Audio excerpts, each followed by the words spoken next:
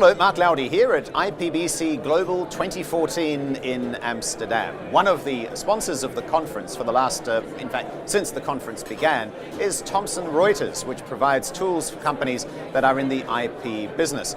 And heading that division for the last 5 years is David Brown, Managing Director of IP Solutions at Thomson Reuters. Thanks for sitting down here with us over lunch today. You know, since you started in this role, there have been a number of developments, both legislative and in the industry.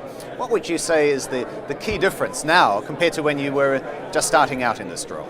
Yeah, it's interesting. Actually, when the IP Solutions unit was formed, bringing together different assets that support the intellectual property process from across Thomson Reuters, it was back in 2009, which was the culmination of the economic collapse across the world. So markets were dropping, companies were under competitive pressure, and there was a lot of speculation as to what would happen to R&D budgets, what would happen to IP. And interestingly enough, and perhaps not surprising in hindsight, companies look in down markets to monetize what they already have. And so while the notion of licensing IP, creating a commercial value chain for IP has existed for a long time, I think that actual economic pressure created an accelerated interest in how to monetize intellectual property assets.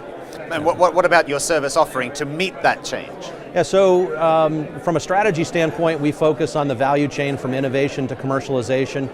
More and more, we've continued to invest both in the helping companies to maintain and protect their IP, but also to commercialize it. So you may be aware that in 2012, we acquired a company called MarkMonitor.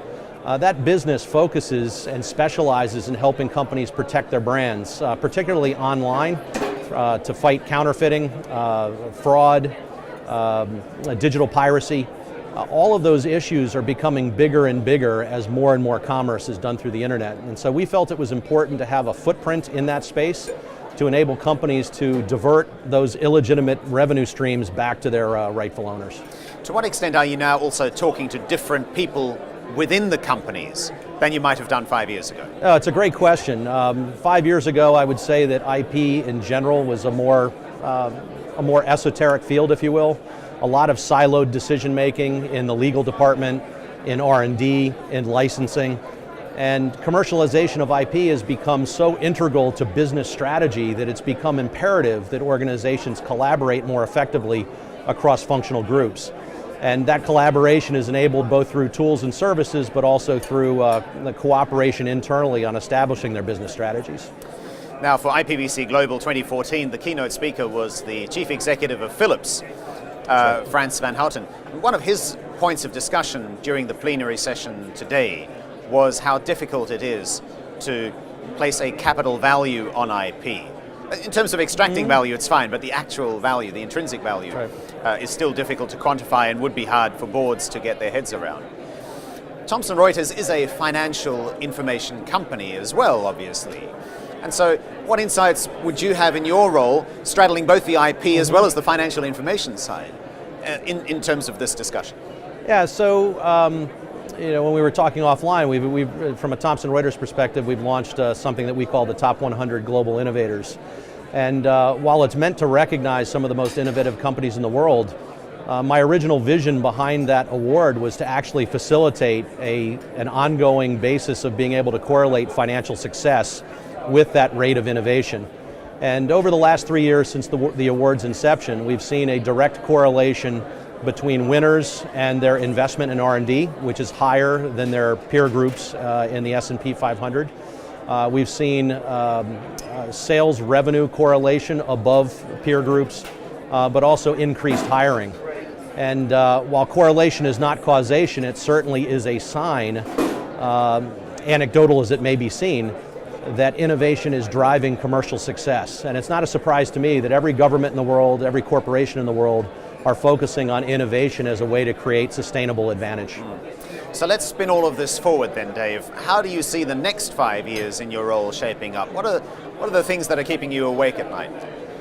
As an information solutions provider, what keeps me awake at night is the need for organizations to collaborate effectively and to exchange information to drive the insight that they need to make some of the most important business and strategy decisions that a company can make. And for us at Thomson Reuters, that's about creating the tools and the connection between our solutions in order to enable that collaboration. So it's not happening yet? Yeah, it is happening, but it's not. It needs to happen more as organizations become more dependent on that collaboration. Secondarily, if you look externally in the market in terms of what the future brings, there's a lot of legislation on the horizon, whether it be the unitary patent and the implementation thereof, whether it be the implementation of the America Invents Act or some of the legislation associated with trying to control or manage NPE litigation. All of those things represent the opportunity for what could be viewed as tidal shifts in how intellectual property is managed. Mm-hmm. And every time one of those reform events occurs, it runs the risk and opportunity of changing the way companies think about intellectual property and what can be done with it. And so those changes keep me up at night as opportunities for how we need to respond so that we continue to grow with our customers. Lastly, we're here at a global conference, so let's talk about other parts of the world which you're also intimately familiar with, thinking of Asia in particular, and a prediction that by 2020, China, which has so far been known as a manufacturing economy, will become an innovation economy. Now, you've spoken on the subject in Beijing. Here we are now, 2014, a few years since those comments, 6 years to go to 2020. Is it going to get there?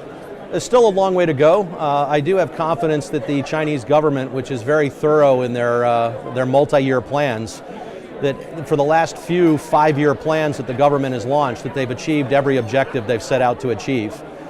They've become much more prominent in scientific discovery from an academic university perspective, and the rate at which those scientific papers are cited by the international community.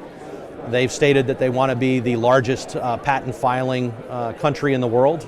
They've achieved that objective. Will they be the most innovative country by 2020? In my personal view, probably not, but they're well on their way to becoming a significant player on the innovation horizon. China did not have a patent office until 1985, and so when you consider that fact, whether it's 2020 or 2025, I think it's still a tremendous achievement and something we all need to watch.